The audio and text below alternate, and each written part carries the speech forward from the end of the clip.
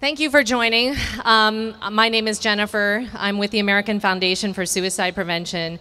When Linda, one of the event organizers and fellow high school alumni, asked me to participate today, we talked a lot about how in the workplace and in the work environment, there's a strong opportunity for us to advocate for mental health wellness and even identify people who might be at risk for suicide. So I thought, what a great topic for us to bring to a forum like this. I'm going to be talking today about how to identify people in your workplace or maybe in your community who might be at risk for suicide, and specifically how you might be able to go out and give them help, get them to help. I'm also going to be sharing at the end of this some of my personal story in both dealing with a suicide loss and having struggles with suicidal thinking as well in the past that I have since recovered from. So let's talk about suicide as a health issue. One of the things that we really need to decouple is thinking about suicide in a class of its own and not a health condition. It is an unfortunate outcome in many cases of a very serious health condition. And the good news is that because it's a health condition, there is the chance to prevent suicide loss. And that's what we're going to be talking about today. In the workplace specifically, we want to advise that mental health should be treated in the exact same way as any other health condition. So if you're dealing with an employee or a coworker or even a manager who's struggling with mental health condition, please don't stigmatize them and think that it's different than if they're struggling with diabetes or cancer or something like that. The brain is an organ in the body, and because it's an organ in the body, it is subject and vulnerable to other physical health issues just like any other organ in our body. So please keep that in mind in the workplace. I'm going to be covering some statistics at a high level to make sure we all understand what a big issue suicide is and the cost of that issue to employment and employers and economic productivity in our country. I'm going to be talking about the research. One of the things people really want to understand is why. Why do people do this? Why do people take their lives? So I'm going to talk about what we've learned from some of the latest scientific research. We're going to talk about different prevention strategies, and then specifically, what can you do to help? So let's cover some basic statistics. In the world, this is a global issue. Somebody dies by suicide every 40 seconds. So imagine how many people we're going to lose just in the time that I'm up here talking. Nationally, it is the 10th leading cause of death. We lose over 44,000 people per year. Just to help you understand what that number really means. It is more than twice the amount of people that we lose from homicide, wars, and natural disasters combined. It's more than double. It is, in Pennsylvania, the 11th leading cause of death, and we lose approximately somebody every 5 hours in this state. For every suicide that occurs, 25 other people may attempt suicide in their life. That doesn't mean that they will ultimately go on to die by suicide. Most of them will not. But we do want to prevent people from even taking those actions and those behaviors because sometimes they can be fatal. Employment-wise, we should all care about this, certainly, in addition to the human aspect of this, is that it has a huge economic impact on us. We lose about $44 billion of productivity to our economy every year because of this issue. That's in the form of lost wages, not just for the person who has died and their lifetime of economic contribution, but also the people that were closely affected by the loss, who might have to take leaves of absence or have their own support that they need to go out and seek. So I mentioned that one of the big questions that we often try to answer is why. And research is going to help us uncover more of these answers. We're not all the way there yet, but we're getting there. Some of the goals that we have with research that we fund as an organization, last year we funded $4 million worth of scientific research grants to better understand, can we identify people biologically through different biological tests. So there's currently some information at our table right there about a research study that's going on at Pitt right now. that we're helping to support? Are there different interventions that we can introduce? Different psychotherapies? And of course, medications are not perfect for everybody. Are there different types of progress that we can make there? But really where we've learned the most so far in terms of research is by studying people who have what we call lived experience. These are people who have made an attempt on their life but have done well and have learned from that and have sought treatment. And we've studied them and have learned a lot about the nature of suicide. Typically, what we tend to do with anything is have a very simple explanation.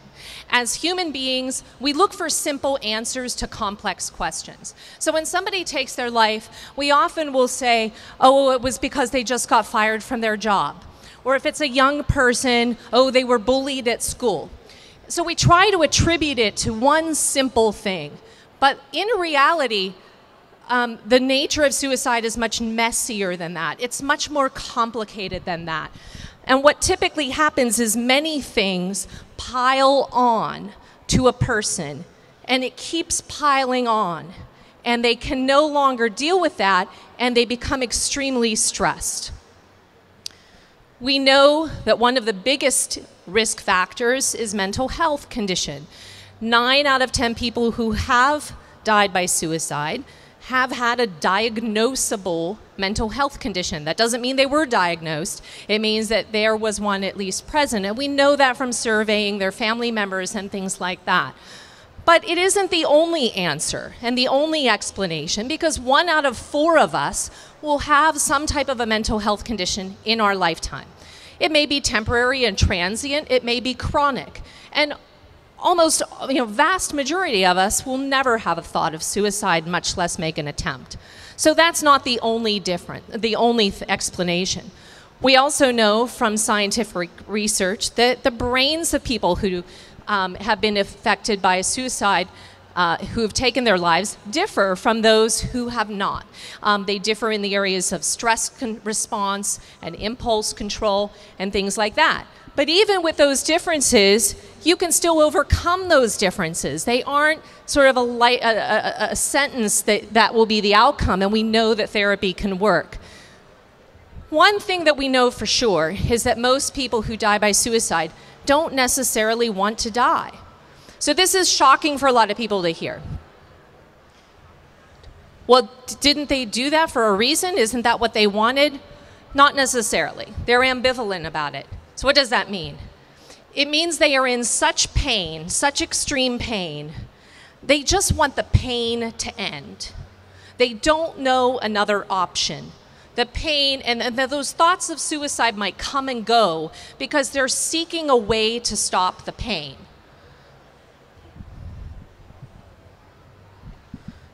So in the perspective of this person, a crisis has been reached in their life.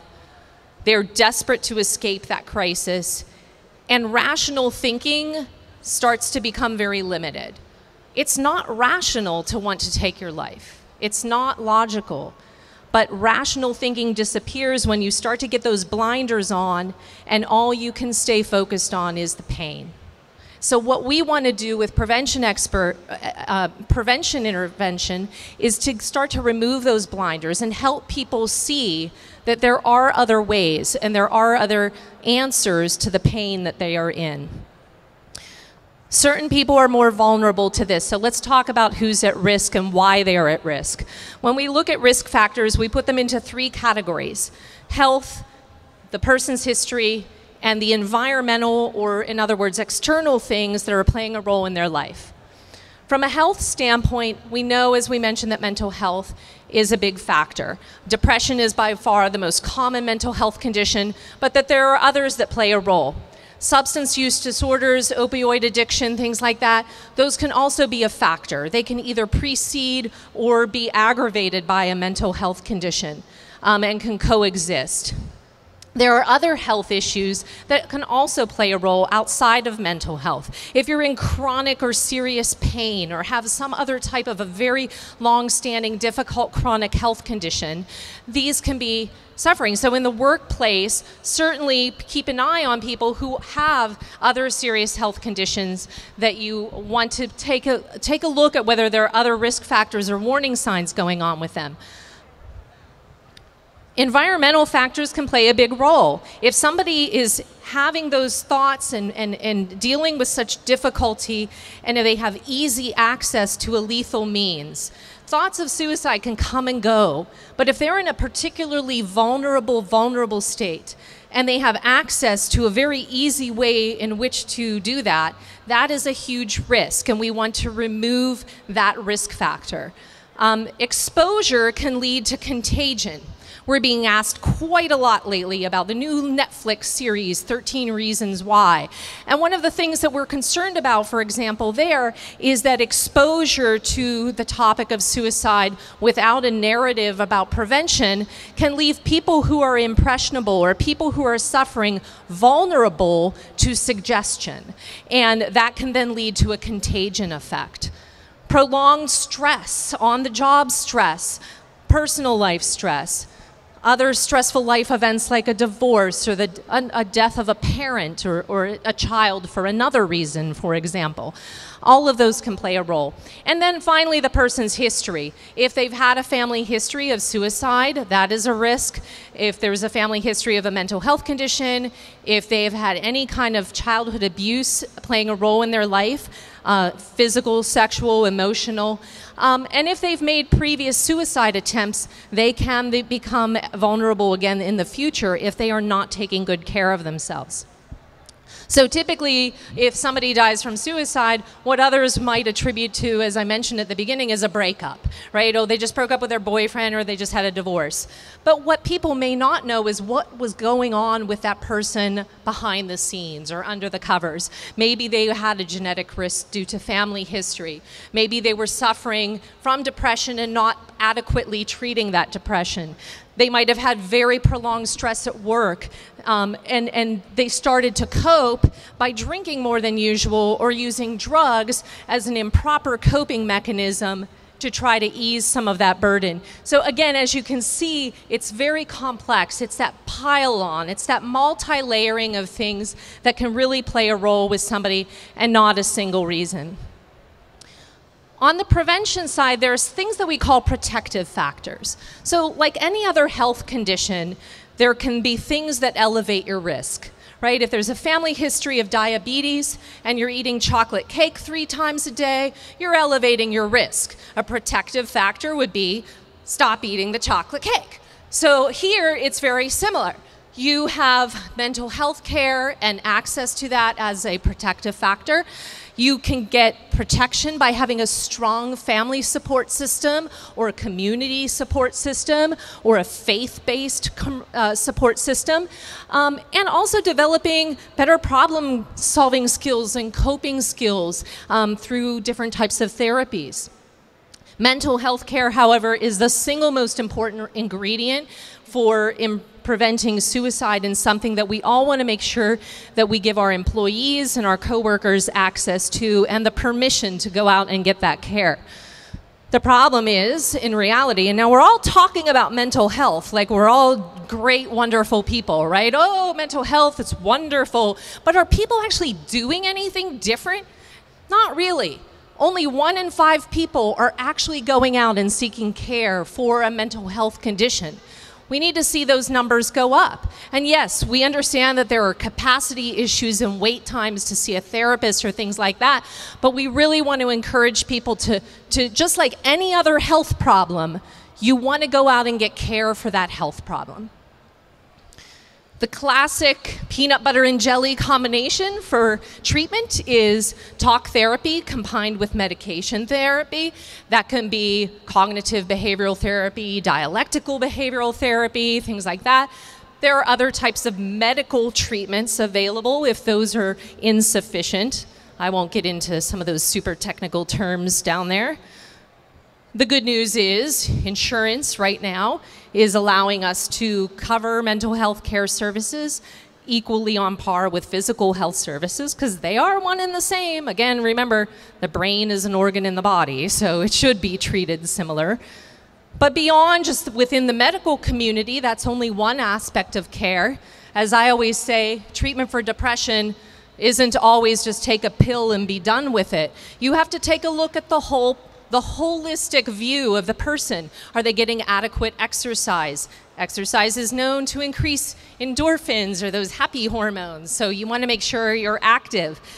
Promoting a healthy diet. Again, the chocolate cake, probably not a good idea here either if you're doing it 3 times a day. Getting proper sleep hygiene. That could be oversleeping too much, or insomnia can really wreak havoc on you. And stress management, so learning things like yoga or mindfulness or meditation, things like that can be extremely helpful. And certainly another protective factor, as I had alluded to before, is limiting a person's access to a lethal mean can also help buy them time to change their mind and can save a life. And finally, those who've lost somebody to suicide can be particularly vulnerable because I can't tell you how many times I've gone out in the different events and people we've talked to, and a loved one might say, well, I just lost my son 2 months ago.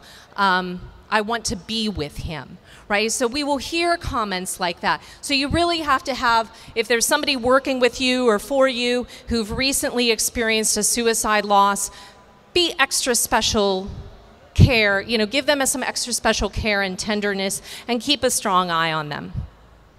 So what else can you do specifically to help tackle this problem? Help us tackle this problem, all of us.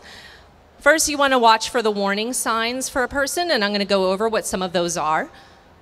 Reach out. I'm going to give you some specific ways on how to do that. And help that person seek help. So there are 3 areas of warning signs that we want to pay attention to: talk, behavior, and mood. So let me give you some examples of each of those. Talk can be very overt. They can be explicitly saying, I want to end my life. I'm having thoughts of suicide. It can be less overt. And it could be talk about things like, I'm such a burden to my family. I can't stand this pain anymore. I just want this pain to end. I'm worthless. Things like that. And talk can happen verbally, but thanks to social media, it can also happen in an environment like that. So you also want to pay attention to whether or not a person is sharing a lot of content on social media that is of a very dark nature or in keeping with these themes. And if that person is consistently starting to share that content, that is a red flag. Behaviorally, what you're looking for is something that is different for that person.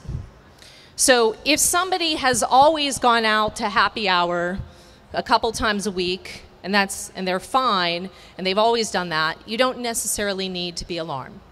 But if they're a teetotaler and suddenly they're boozing it up 3 times a week, 4 times a week, or they're starting to increase their intake, or starting to experiment with illegal or illicit drugs, or abusing prescription drugs, these are behavioral changes that you want to put your radar up on. Insomnia can wreak havoc. So if somebody is not sleeping enough or not sleeping well, that can create behavioral problems in and of itself. Reckless behavior, so this is like acting out behavior. And in the workplace, you could start to even see some of that with irresponsible work behavior, showing up drunk at work or drunk at work functions, engaging in criminal behavior or reckless sexual behavior. There's also a withdrawing. So there's an acting out and then there's a withdrawing, where they're withdrawing from the world. They're starting to sever relationships or sever ties with things that they love. They're isolating themselves, looking for ways to kill themselves by doing internet research or sharing content and starting to give away possessions. These are all examples of behavioral signs, warning signs that they might be starting to have thoughts of suicide. Mood-wise, again, you're looking for something that's different for that person, and it should last for more than 2 weeks. So we all have ups and downs. We all have bad days. We all get really anxious at times. But we're talking about consistent behavior that's, they're more depressed than usual. They're very anxious and keyed up all the time, and in situations that don't necessarily call for it. One of the moods that are listed here is humiliation, that people will say, well, what does that mean? Well, we're talking about somebody not having a lot of self-worth, not loving themselves, being very down on themselves. In the workplace, here are some specific signs we can be looking for. Are they missing work? So work absences, showing up late for meetings, not being there on time, punching out early, things like that. Something that's very unusual for that employee.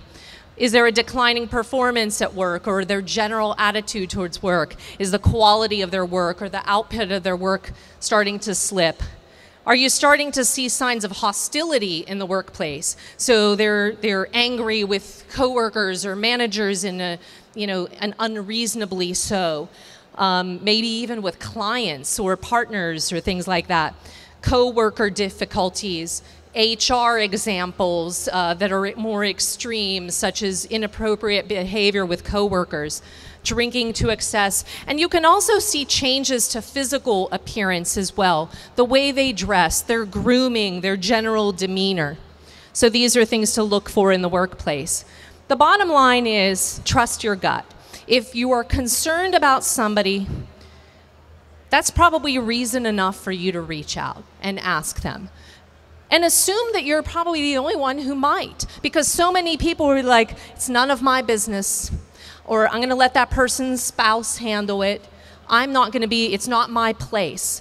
You might actually be the only one thinking it or seeing it and have enough wherewithal to reach out to that person. So it's really about talking and saving lives. It's okay to talk about these things with somebody. You're not going to give them the idea to have, to commit suicide or die by suicide if they aren't already concerned about that. So how to reach out? You want to talk to them in private. Never do it in a group setting or things like that. Really listen to their story. You're not there to be their life coach. You're there to really just listen and hear what they have to say, be empathetic, express concern and caring. Ask directly about suicide. It's okay. Are you having thoughts of suicide? If that person says no, they might even come back a couple days later and say, you asked me about that and I told you no, but I actually am. So it might not, the conversation is a dynamic thing. And encourage them to seek treatment. And emphasize that this is a health condition and that it's okay to seek treatment for it. What you want to avoid is minimizing their feelings. Avoid to try to convince them that life is worth living, because those things just don't resonate with somebody in that pain state with those blinders on.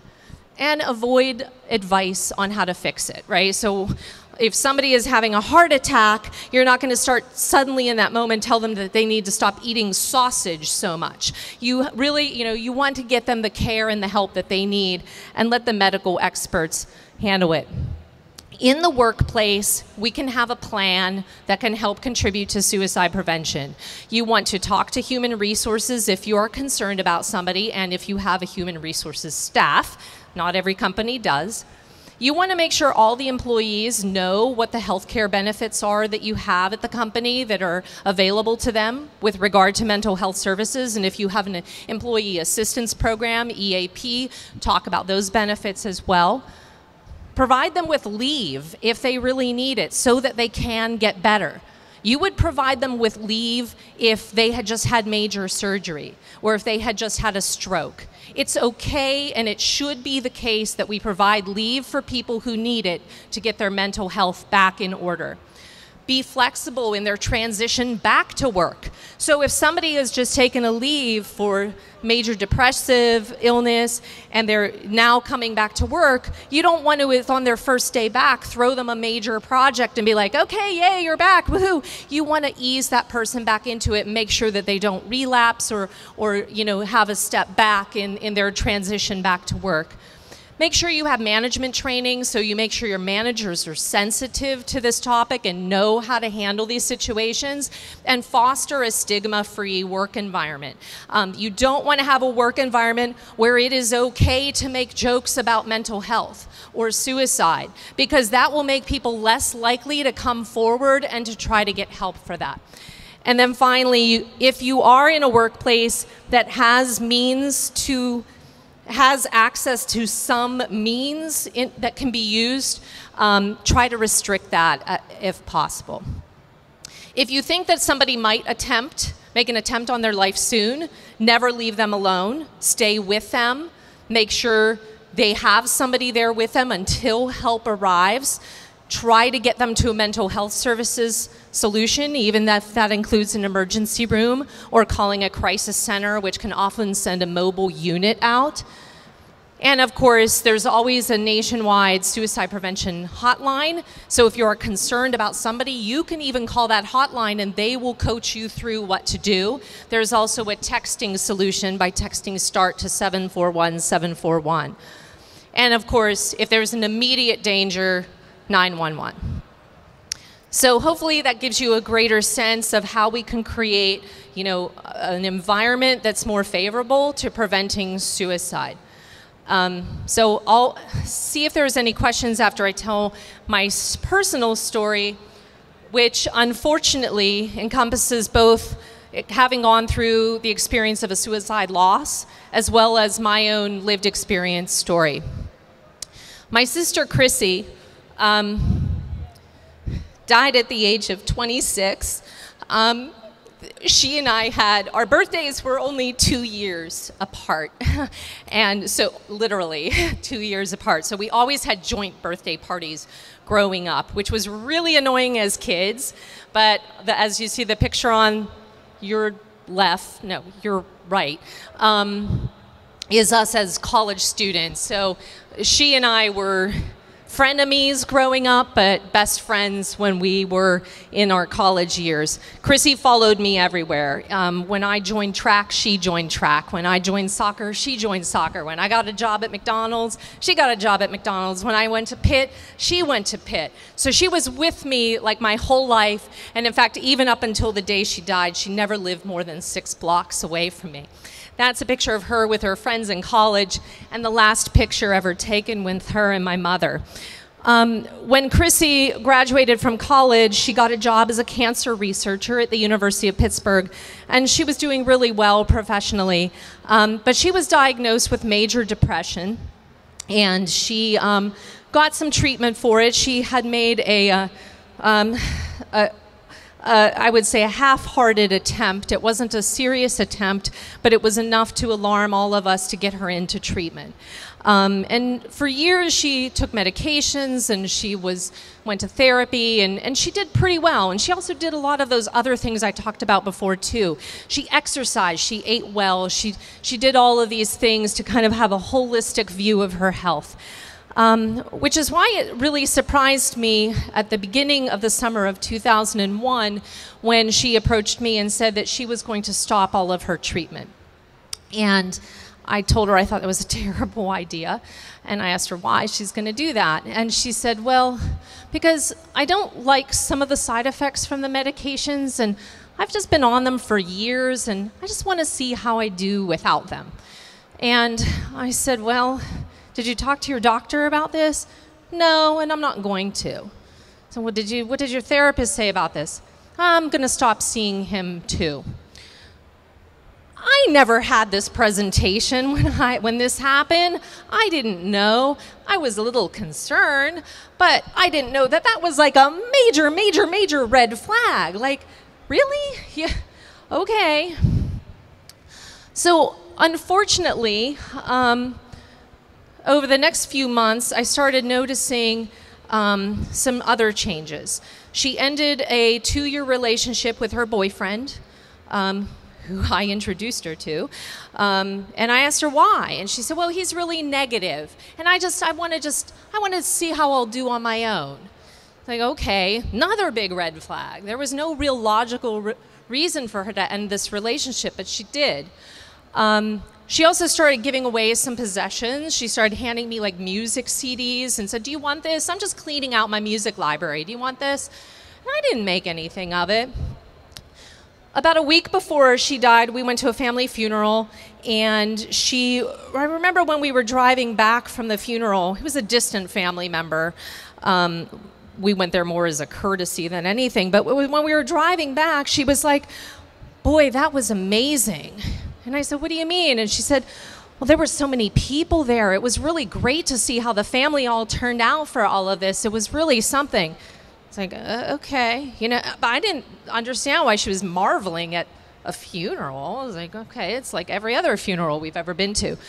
A few days before before the last time I spoke with her, she told me that she needed to come over and spend the night with me. And I said, "Why?" And she said, "Well, I think I got a concussion." I said, "Really?" She's like, "Yeah." She goes, "Can I just stay the night?" She never did this, never, even though she lives 6 blocks away. I was like, "Yeah, come on over." So she came over and she really milked it. She really worked it. In hindsight, I know she was probably having thoughts that night about ending her life. But she did reach out. That was her way of reaching out to get help and support. So she came over and she's like, "Oh, look at my eyes. Are my pupils okay?" She was really, really working it to try to convince me that she thought she had a concussion. She was fine. And I said, "Well, I rented this movie from Blockbuster," so I know this sounds really outdated now. You know it was 2001. And she's like, "Well, I want to watch this other movie." I said, "No, I rented this movie. Let's watch it." So we watched it, and at the end of this movie, there was a scene glorifying a character's suicide. How was I supposed to know? Couple nights later, she called me at 10:30 on a Saturday night and wanted to go to Galifty's. Does anyone remember Galifty's? She wanted to go and get a sinful dessert. She was in the mood for a dessert at 10:30 on a Saturday night. I said, "No, I'm tired, Chrissy. I've been running around all day. Can I just talk to you tomorrow?" "Yeah." And that was it. That was the last time I talked to her. It absolutely devastated our family. We found that I don't get into any details about this because I don't want to sensationalize her death in any way, much less give people ideas. But at her work environment, she did have access to a means, and that gave her the ability to, unfortunately, do this. But Chrissy never specifically told me that this is what she was thinking about doing. She never told anybody. And had I known, I would have asked her. Had I known that these were things I needed to worry about, I would have specifically asked her, and that might have changed the outcome with Chrissy. As far as I go, recovering from her loss was very difficult. I had already been diagnosed with anxiety disorder, so she had depression, I had anxiety, so sort of like the yin and yang. And her loss really propelled my anxiety quite a bit. I got treatment for it and did all that, and you would have thought I learned a lesson from her, because a couple years after that, I went out of all my treatment. I stopped medication, I stopped everything. So I already had risk factors that we talked about. I already had a diagnosed mental health condition. Clearly there was a family history of both mental illness and suicide loss. But what happened in 2012 was particularly difficult. My husband and I had for years been trying to get pregnant. I was approaching the age of 40. I know I look pretty young, but unfortunately my body doesn't agree with you. But I was very concerned about not being able to get pregnant. So I started going for fertility treatments, which completely wreaked havoc on my body. I ended up having to have several surgeries that did not go well, and I had a very difficult time recovering from them. And I was officially diagnosed as not being able to have children. Depression onset me for the first time. I had never experienced depression before. Now suddenly my anxiety was through the roof, and I had depression. I had serious job stress at the time. I had recently been promoted to a vice president position at a software company, and I was chairing a major conference that we were putting on. There was a lot on the line. All of this was happening within months of each other. All of it was coming together. And I hadn't been in treatment. So, but the time I dragged myself to the primary care's office and said, hey, I need to get back on this stuff, it was pretty late. I was already really in a bad state. So they tried putting me on the drugs I had been on previously. They weren't working, they weren't helping. So they kept upping the dose.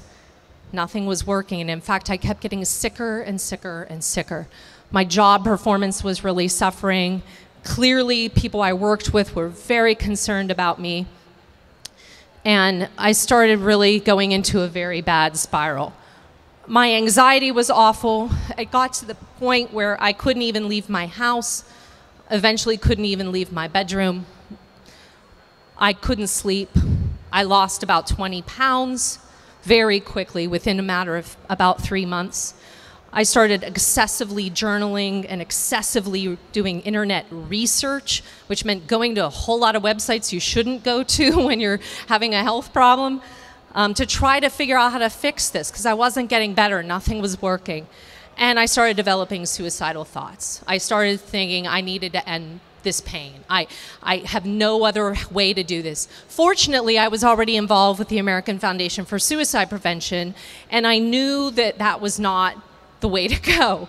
And I should also mention too that having ability, like things were triggering my thoughts and making my thoughts worse. I couldn't be around knives because I was afraid that I would hurt myself. So like having those lethal objects around, and I had always grown up in a firearms household, but I couldn't be around firearms anymore.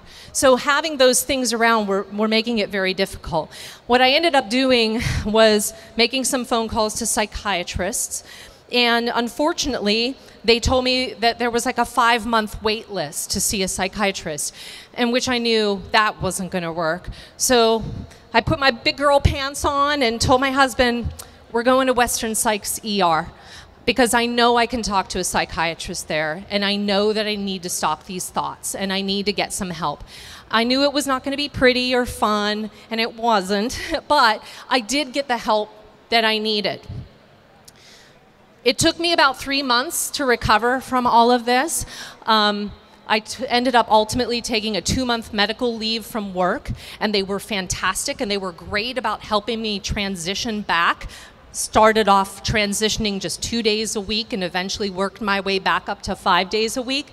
I participated in an intensive outpatient therapy program, which is called partial hospitalization, but you're never actually hospitalized. It consisted of going to therapy 3 times a week, as well as doing medication checks once a week. Then after that, after I graduated from that, I went to regular cognitive behavioral therapy on a weekly basis.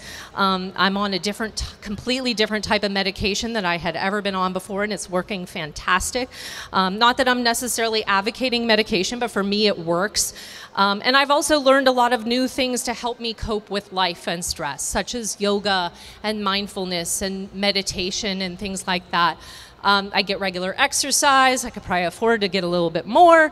I eat clean and have a lot of family support. So again, a lot has happened and I've recovered, and I'm very proud to say that in the last 5 years, I have never had another thought of suicide again. So I do know that it can be prevented, and hopefully in the workplace, we will all be paying attention to coworkers and people to try to foster these types of environments that are very helpful.